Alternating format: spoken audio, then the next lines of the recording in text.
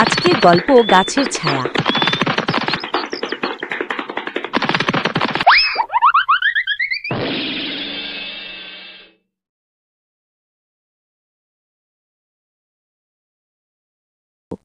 একদিন রোদে পুড়ছে গ্রামটা, আকাশে এক ফোঁটা মেঘও নেই। সবাই ঘরের ভেতর লুকিয়ে আছে। কেবল মাঠের ধারে একটা গাছের নিচে বসে আছে এক ছোট্ট ছেলে, রিয়াদ। সে ক্লান্ত, তবুও তার মুখে একটা মিষ্টি হাসি।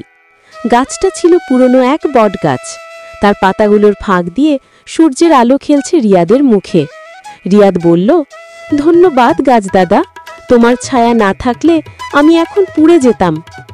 গাছটা হালকা হাওয়ায় দুলে বলল, ছোট্ট বন্ধু, আমি তো সবার জন্যই ছায়া দিই। কেউ চায় বিশ্রাম, কেউ চায় শান্তি। আমার ডালপালার নিচে সবাই একটু শান্তি পায়। রিয়াদ অবাক হয়ে চারপাশে তাকালো। দেখল একটা গরু গাছের নিচে দাঁড়িয়ে আছে। কিছু পাখি ডারে বসে গান গাইছে। গাছের ছায়া যেন সবাইকে একসাথে জড়িয়ে রেখেছে।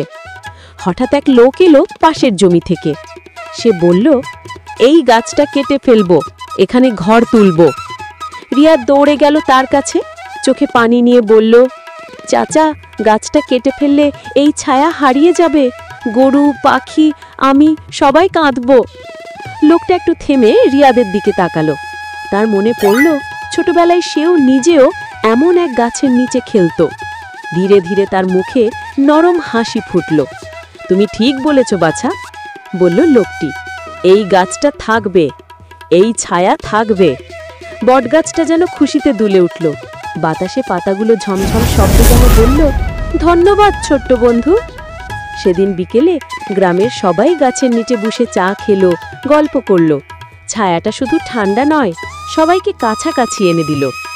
শিক্ষা: প্রকৃতির ছায়া শুধু শরীর ঠান্ডা রাখে না, মানুষের মনও ঠান্ডা করে। গাছ রক্ষা মানে নিজের আশ্রয় রক্ষা করা।